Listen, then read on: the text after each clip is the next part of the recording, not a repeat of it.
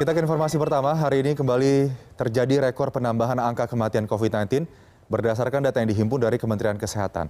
Kasus kematian di tanah air bertambah 1.566 hingga total pasien COVID-19 yang meninggal dunia mencapai 80.598 orang. Per hari ini terdapat 49.071 kasus baru, sehingga total positif COVID-19 di tanah air kini mencapai 3.082.410 kasus. Pasien sembuh juga bertambah 38.988 orang, sehingga total pasien sembuh saat ini yaitu 2.431.911 orang. Assalamualaikum warahmatullahi wabarakatuh. Perkenalkan, nama saya Moch Ardian Farisyam, Maba UIN Maulana Malik Ibrahim Malang, Fakultas Ekonomi dan Program Studi Manajemen. Pada kesempatan kali ini, saya akan membuat video tentang sosialisasi program kesehatan 5M dan pentingnya vaksinasi. Seperti yang kita ketahui, sudah 1,5 tahun lebih dunia ini mengalami pandemi COVID-19. Virus COVID-19 ini ditemukan pada tahun 2019 di Wuhan, China. Lalu pada bulan Maret tahun 2020 ditemukan kasus pertama kali COVID-19 di Indonesia. Nah, COVID-19 ini telah memakan banyak korban. Tapi jangan khawatir, jangan panik. Kita masih bisa untuk mengatasinya dan menghindarinya dengan berbagai cara. Nah, ada cara yang dianjurkan oleh pemerintah, yaitu melaksanakan program kesehatan 5M dan melakukan vaksinasi. Mari kita telaah lebih jelas lagi.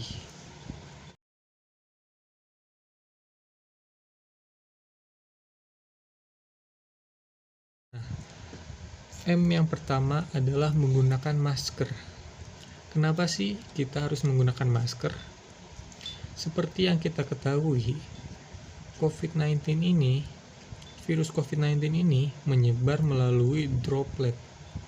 Ya kan? Seperti kita sedang mengobrol, batuk, pilek, droplet itu menyebar melalui mulut, ya kan? Keluar dari mulut gitu kan.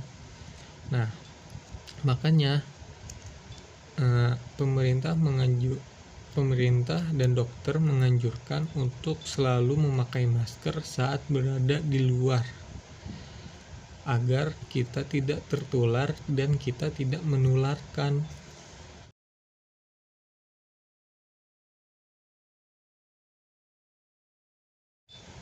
M yang kedua adalah mencuci tangan. Kenapa sih kita harus mencuci tangan? Karena saat kita memegang benda atau saat kita habis dari luar, kita kan tidak tahu tangan kita itu bersih dari kuman atau ada kuman-kuman, ada banyak-banyak kuman gitu kan. Nah, takutnya saat kita megang sesuatu benda atau kita habis di luar, nah karena tangan kita itu terdapat virus COVID-19 itu. Nah, kalau kita tidak mencuci tangan saat kita ingin makan, saat kita memegang hidung kita, itu kemungkinan bisa terjangkit virus COVID juga gitu kan, karena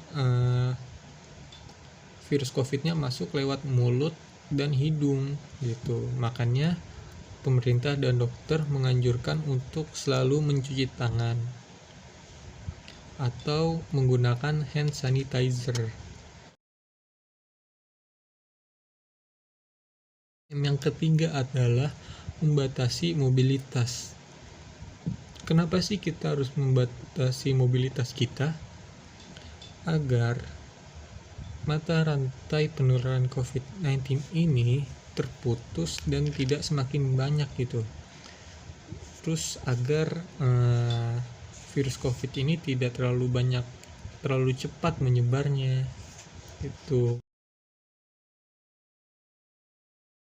Keempat adalah menjaga jarak. Kenapa sih kita harus menjaga jarak?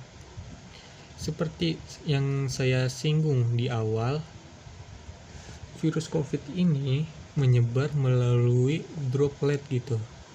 Saat kita ngomong, saat kita bersin, saat kita batuk, droplet itu keluar gitu. Dan droplet itu tuh ada jangkauannya gitu.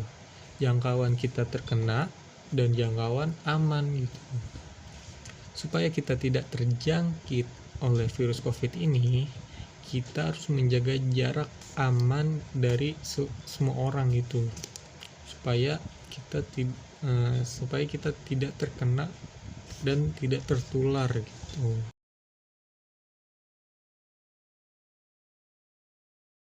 Terakhir, yang terakhir adalah menjauhi kerumunan. Kenapa kita menjauhi kerumunan? Karena saat ada kerumunan, kita tidak akan menjaga jarak gitu kan, kita bakalan dempet-dempetan gitu, kita akan deket-deketan gitu, dan itu menimbulkan potensi besar kita terkena COVID-19 ini gitu kan. Ada potensi besar kita terjangkit oleh virus COVID-19 ini.